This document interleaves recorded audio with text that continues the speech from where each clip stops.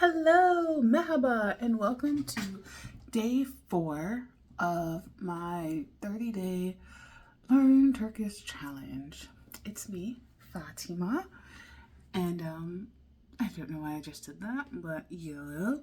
So, this lesson was kind of all over the place. The first thing he said is, this chapter is on unlimited, and I'm just like, okay, so we're gonna say unlimited a lot. It starts with introducing unlimited, which means the word for I didn't understand. So if someone's speaking to you fast, or you couldn't quite get that, you can say affedersiniz unlimited. It's like, excuse me, I didn't understand. Yeah. So that was the hot word of the lesson. But then after we go from like a conversation, once again, is are you a Turk or are you an American? I guess it's really important. I don't know. I don't recall being asked if I was American. Mainly people just assumed I was American. And then when I was like, oh, I'm also Turkish, they'd be like, what? So this is how the conversation went. This lesson is like, affedersiniz, Turk musunuz? So, excuse me, are you a Turk? And then the other person said, evet, Turkum. Yes, is. I am a Turk. Are you? Or like, what are you? Yes, is. Or closer to, and you? So then I would say, bin Amerikalıyım. I'm American.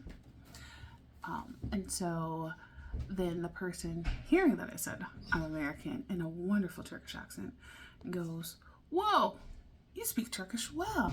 So çok Türkçe konuşuyorum. No, konuşuyorsunuz. I'm reading it now because konuşuyorum is like when you say you speak, I speak yorum, you speak sunuz. Yes. Sunuz is you speak. So, iyi Türkçe konuşuyorsunuz. And then I would reply, biraz Türkçe konuşuyorum ama çok iyi değil, meaning I speak a little Turkish, but I don't speak it well. And it's like, oh, flattery, because then the person goes, yok, çok iyi konuşuyorsunuz. And then you're like, whoa, you said that too fast. Like, excuse me? Like, what was, like, I didn't understand. So, affedersiniz unlimited. And then they repeat themselves, çok iyi Türkçe konuşuyorsunuz. And then you just be like, oh, thank you. Teşekkür ederim. So after we did that, I mean, this lesson was 29 minutes and 44 seconds, right? So after I was like, okay, unlimited. I get it. I didn't understand. That's something, a useful, word to have in my pocket when I'm approached by someone, be like, unlimited? Perfect, right? And then it goes back to repeating the greetings, like, oh, merhaba, nasılsınız? Siz iyiyim, siz nasılsınız? Ben de iyiyim. And then it goes, Türk musunuz? It goes back to, are you a Turk? And so I guess the different variations of are you a Turk? Because then it goes, Türk musunuz? Evet, Türk'üm. And then you'd be like, Turksunuz? Are you a Turk? So the first, like, I would ask someone, Türk musunuz? And it's like a formal, are you a Turk? And then they would reply, if they are a Turk, evet, Türk'üm. I'm a Turk, right? And then they reply to you, Turksunuz? So are you a Turk? Almost, no, my bad. Turksunuz is you are a Turk. So I can technically go to a Turkish person who I know is Turkish and be like, Turksunuz. And they would like, evet, Türk'üm. And then they would probably apply to me, Türk musunuz? Are you a Turk? And Turksunuz is you are Are you? Are you? You are. You are. Sonuz. Musunuz. Sonuz. Musunuz. Tamam. Which tamam I always throw out for okay, that's cool. Well, interjection. There was some app that said the word for fine was like onlar or on something. I don't care. I'm going to say tamam because it's like one of my favorite words. Tamam. Okay. So after he did the whole are you a Turk or I speak a little biraz konuşuyorum for I speak a little, and then like oh you speak English well i İngilizce konuşuyorsunuz, and then I don't speak konuşmuyorum. So adding the m inside konuşuyorum as a word is putting the negative. So I don't speak. Konuşmuyorum. And then if you want to say, oh, I don't speak Turkish well, you say çok iyi Türkçe konuşmuyorum. So I thought that was it. We're going to go back and forth on Ramadan. Biraz konuşuyorum. Çok iyi konuşmuyorum. I speak a little. I don't speak it very well. And then it goes, let's talk directions. And I'm just like, what? We just went through focusing on, I don't understand what you just said, to let's talk directions. All right. I'm here for the ride. I'm here for the ride. So apparently now, specifically for touristic places or locations, touristic is what my family calls like tourist traps. They are like all touristic. Like, so we don't really go to those places. If I be like, oh, I heard this restaurant is kind of nice, and they're like, oh, çok touristic. So it's like a location where it's a tourist trap and it's like really expensive and you'll probably get ripped off. So you don't want to go there because the locals don't go to these places. It's just to get tourist money and hopefully boost the economy because we need it. So the locations that the lesson was asking for directions to are popular ones. Sultanahmet, or Sultan Ahmed Square, where it has a whole bunch of mosques. And most of the sites that people, when they see pictures of Turkey, is like where the Blue Mosque is, Hagia Sophia, like the cisterns, that whole very touristic area is Sultan Ahmed Square. And then they also have going to Taksim Square, very popular. That's also where everyone goes for touristic things. Galata Tower, and then all the stores down there. And then Topkapı Palace, which is in the Sultanahmet area, but it's also super famous and very touristic, but beautiful. You should go. Absolutely. Topkapı Palace, chef's kiss. You can skip a lot of things, but definitely go there.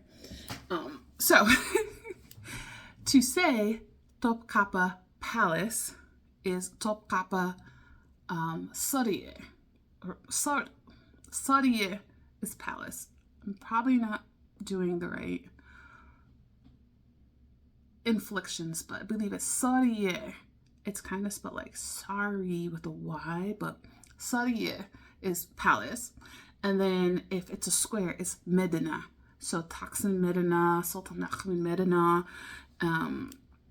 Those are so Medina equals square because there's multiple squares all over Turkey, and there's several palaces. And Topkapı Sarıyer is palace.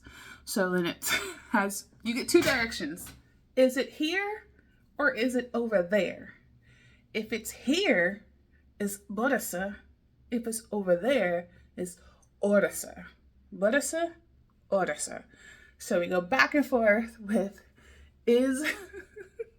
First off, where is Topkapı Sarıyer? So the word for where is nerede.